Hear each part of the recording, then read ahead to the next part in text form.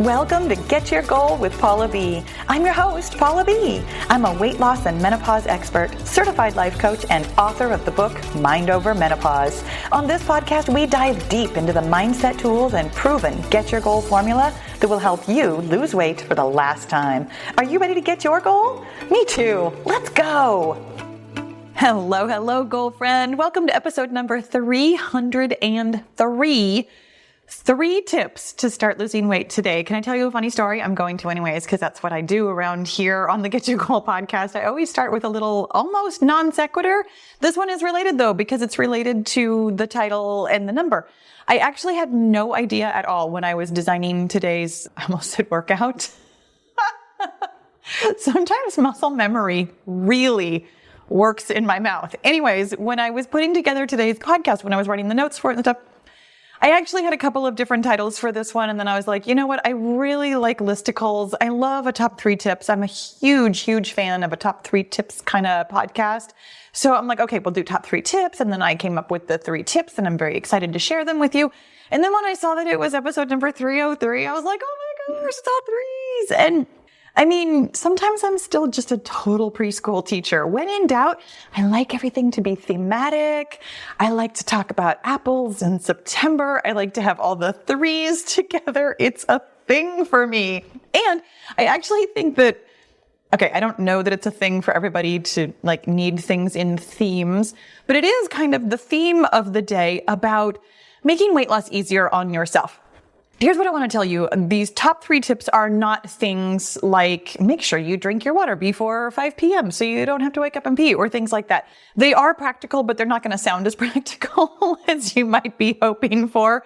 Have you met me? We talk about mindset around here. Of course, I'm going to talk about how to lose weight in the big picture and really specifically how to lose weight in the big picture by working with your brain and your body so that it makes it easier on you. Because here's the thing. Have you done this? Because I know I sure have. I think about, oh my gosh, the last time I lost weight before I was in my 50s. So when I was in my 30s, I went out to lunch with my girlfriends. And while we were out to lunch, my pants were so uncomfortably tight that I remember sitting there and talking and we had just eaten. And I remember I had to undo the button on my jeans. And I was just like, I'm going on a diet. This is it. I was done.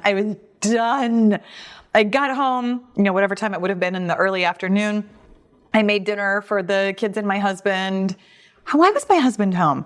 I don't know why my husband used to work nights. Well, I mean, like afternoons. Like he would go to work at, noon, 2 o'clock and come home at 10 o'clock. Why was my husband home? I have no idea why he was home. Maybe it was his day off. Oh, maybe that's why I was able to go out to lunch with my girlfriends. In any event, it doesn't really matter. I know you don't care, but my brain was just like, I've got to figure this out now. In any event, my husband was home. I put dinner on the table and I announced to my husband that I was going to lose weight, that I was on a diet and I was going to Walmart and I was going to buy Slim Fast and that was it. I was done. And so I did. And so I went on this extremely strict diet. It didn't really last very long. I ended up modifying it within a couple of weeks, probably. That's what I always did. I would go on these super extreme diets, and the only way that I could stick with them was by modifying them like a lot, aka basically doing what I probably could have done anyways, but I had to start off with the super extreme.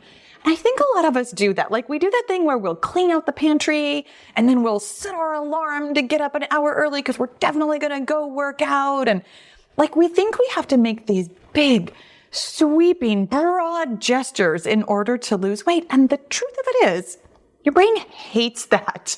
Like your brain totally hates that.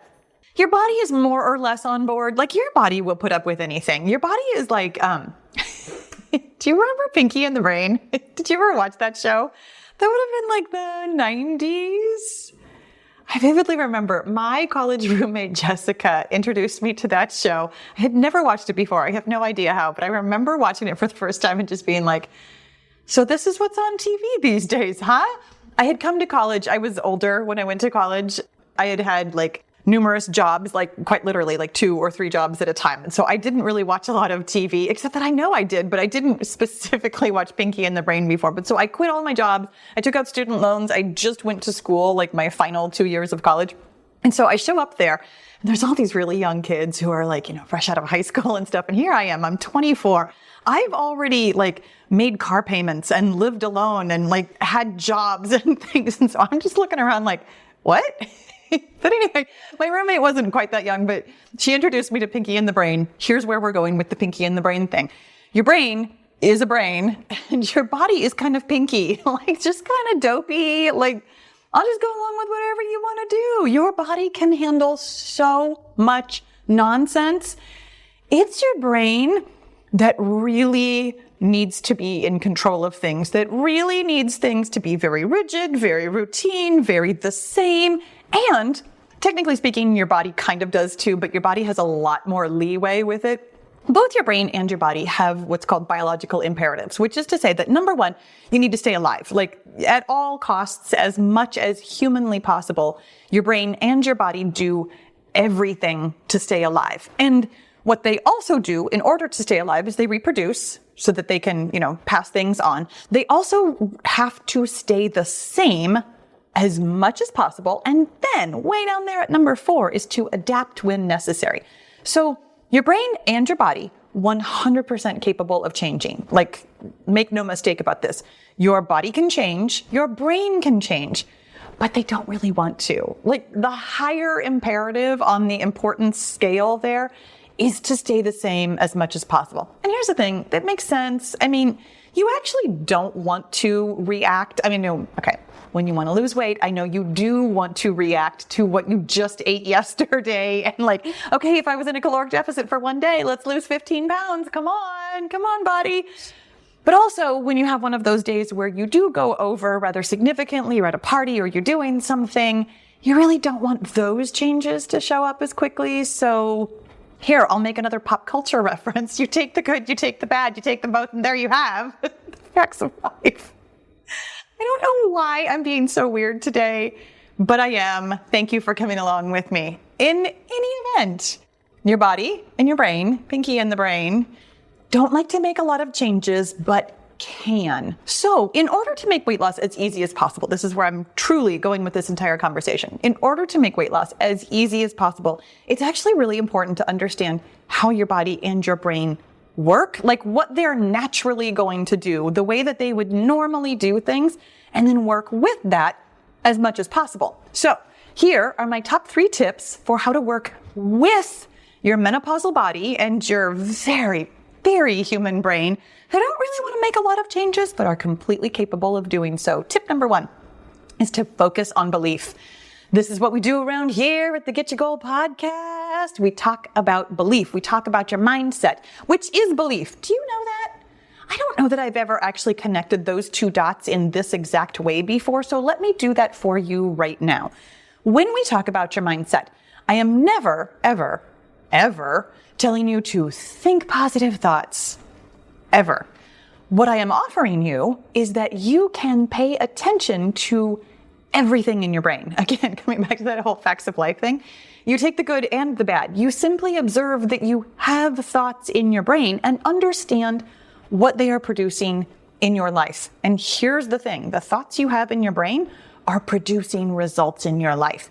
Your body, again, along for the ride, like Pinky, is not going to just go off on its own. Your body will only go where your brain goes first. And I know because A, I used to think this myself, and B, I actually still hear this really frequently. I know we all seem to think that weight loss is just a body thing. If you do the mechanics, the calories in, the calories out, it's math, it's simple, blah, blah, blah, that your weight will change, except that that's not really how it works. Your weight changes when you believe your weight can change. And I racked my brain on this one when I was putting together my notes. I was like, is there anything else in the world that is something that we would consider just a body thing that I can prove to you that your brain has to go first? And so I dug deep into the archives. I was thinking about when I was a kid.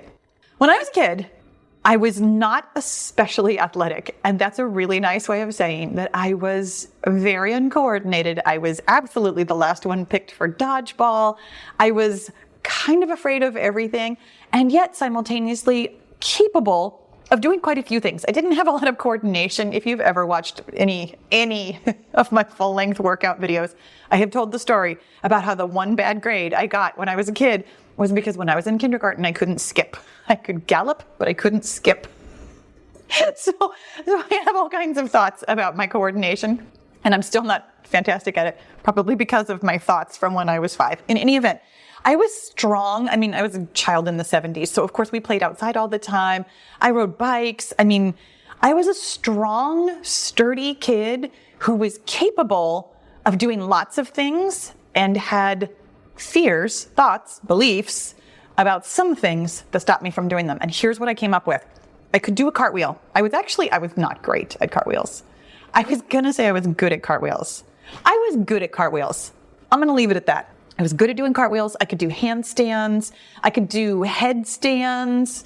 I had a little bit of fear about headstands, so I would usually be up against a wall or something like that. In fact, I always still do headstands against a wall or handstands against a wall. I would much rather have a little bit of support, but I'm capable of them. So I wasn't afraid of being upside down. I was perfectly fine being upside down.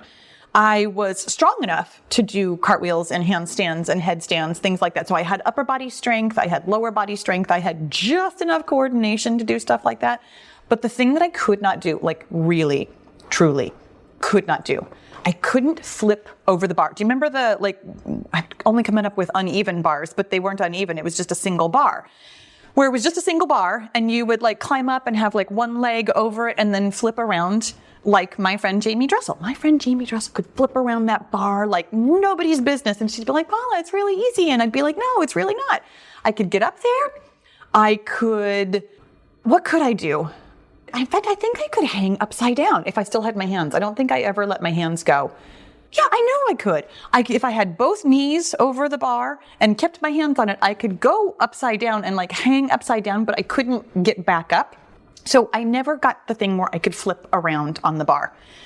That is 100% a brain thing. I was clearly physically capable of doing it, but my brain didn't believe I could, believed that I was afraid of it, didn't like the idea of falling, had all kinds of thoughts that stopped my body from being able to do a thing that I wanted to do. I did not have mindset work when I was 9. If only. Oh my gosh. So even though it might not seem exactly the same, I swear it really is. You have thoughts and beliefs right now about your ability to lose weight, about what it takes to lose weight, about your personal body and whether or not it can lose weight. You have all kinds of thoughts, all kinds of beliefs that have gotten you where you are, which is to say that the results that you have currently are a result of your beliefs.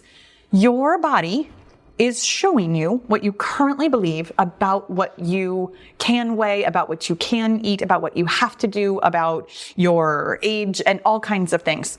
I don't say that in any manner as shame or blame. I say that because you have a human brain. This is what our brains do. They create results in our lives. Sometimes on our body, sometimes in our garage, sometimes in our pen cup, sometimes with the things that we own. Everything that you have in your life is a result of something that you currently believe. And in order to change that, you change your beliefs. And let me be very, very clear. Again, I'm never, ever, ever, ever advocating that you simply chant happy affirmations to yourself about, I believe I can lose weight. Because right now you don't. And that's totally okay. Of course you don't. I mean, to be fair, we are surrounded by all kinds of messages about how hard it is to lose weight, especially how hard it is to lose weight over 50. You personally have history and family stories and all kinds of thoughts in your head that are just thoughts in your head. I mean, I don't want to belabor that point, but you have thoughts that show that you don't believe that you personally can lose weight right now. It's completely okay because all you have to do is observe them. I know that doesn't sound like much. I know. You're like, no, that's definitely not enough. I have to squash them down. I have to throw them out. I have to think positively. And I promise you, you actually don't. Truly, all you need to do to focus on belief is to use the two-step tool. I mean, I literally wrote an entire book about it, Mind Over Menopause. I've talked about it on quite a few podcast episodes before. It's where you find your thoughts and decide if they're helpful. And the way that you decide if they're helpful is whether or not they feel good in your body.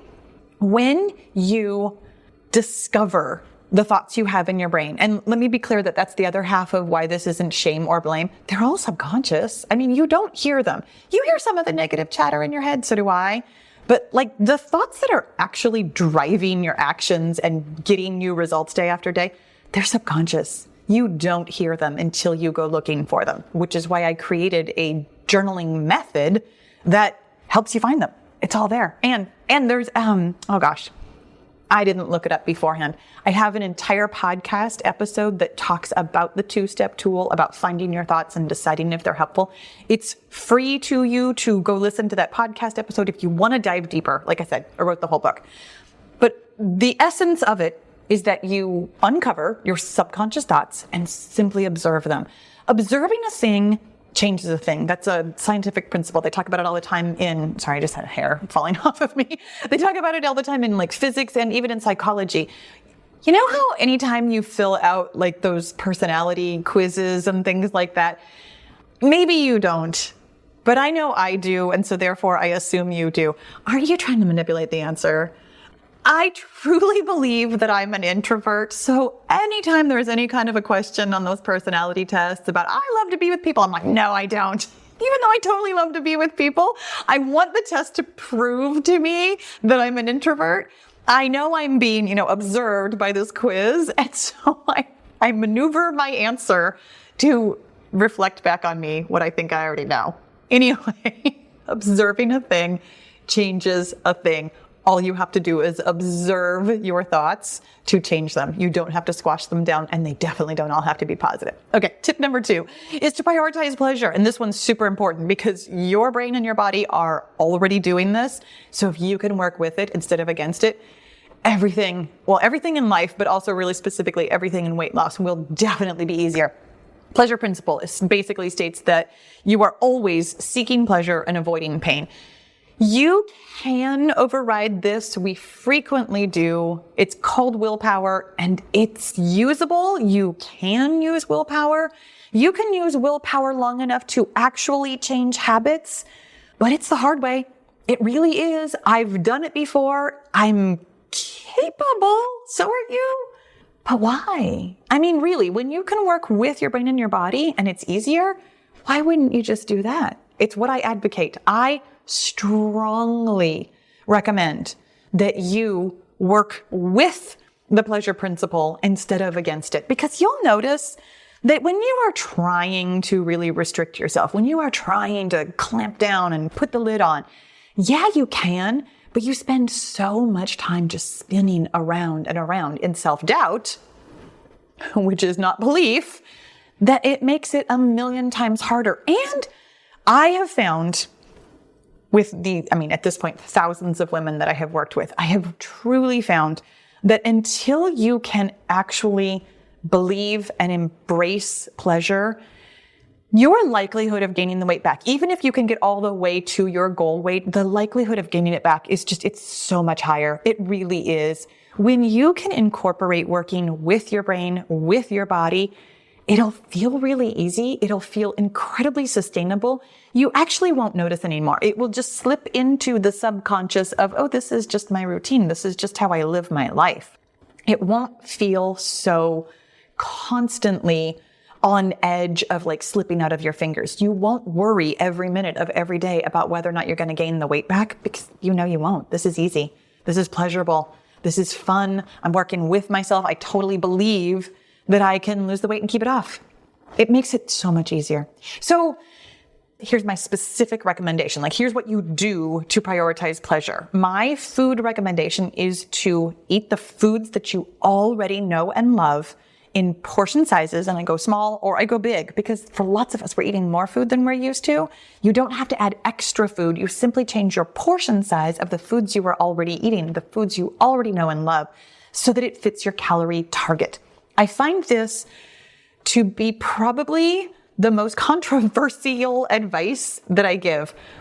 People want to argue with me all the time on this one, and I'm just going to stand firm here because the science is very clear. I mean, honestly, the science is very clear on both points. Number one is that it really is just the slight caloric deficit that drives weight loss. It has nothing to do with the health factor of your foods. You could, I don't recommend it, you could eat nothing but junk food. As long as you're in your calorie target, you will lose weight.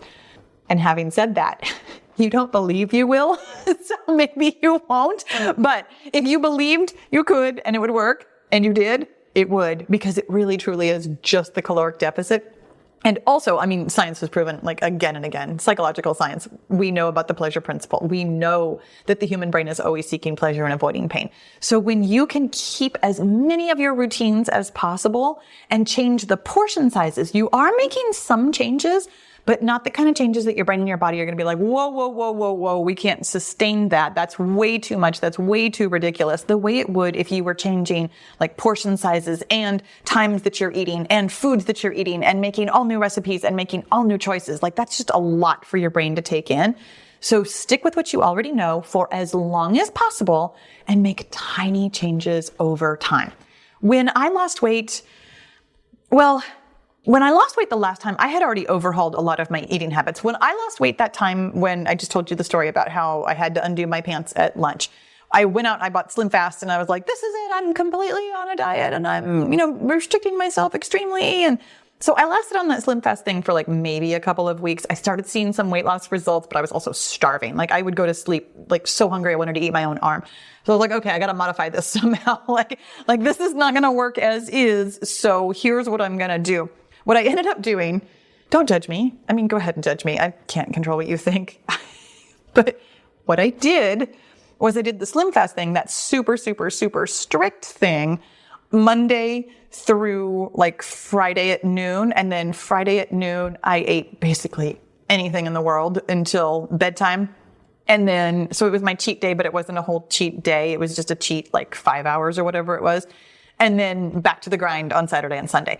Now, here's the thing. I probably consumed an entire week's worth of calories on that Friday afternoon. So over the course of the week, it like probably averaged out to what I should have been eating the whole time, except that most of the time I was eating in such a calorie deficit. I was in my 30s. I was in my late 30s, but I was in my 30s. Your body could handle it when you were in your 30s. In any event, so it only took me 9 months to lose the weight eating like that. But I was so unhappy with all of that. I mean, that was 100% willpower. And here's why I know that when you lose weight by willpower, you spend so much time worrying that you're going to gain it back. The way that I finally got to the point where I didn't worry about gaining it back was I rehabbed what I was eating, how I was eating. I made it work for me. I prioritized pleasure, and I ate in a way that I could definitely sustain so that I could believe. So here's what I'll offer you. Eat the foods you love in portion sizes that make sense for your calorie target, and know that you can make changes over time. I'm not telling you that you should eat junk food. I'm telling you that you can.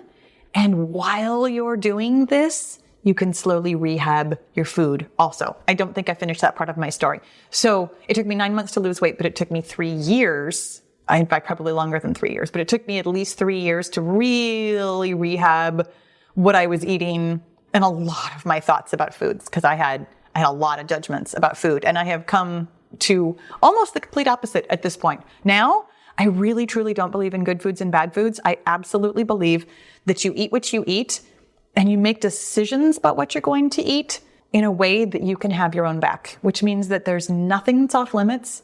Everything is food, and you get to make choices about how much, if any of them that you want to eat. Okay.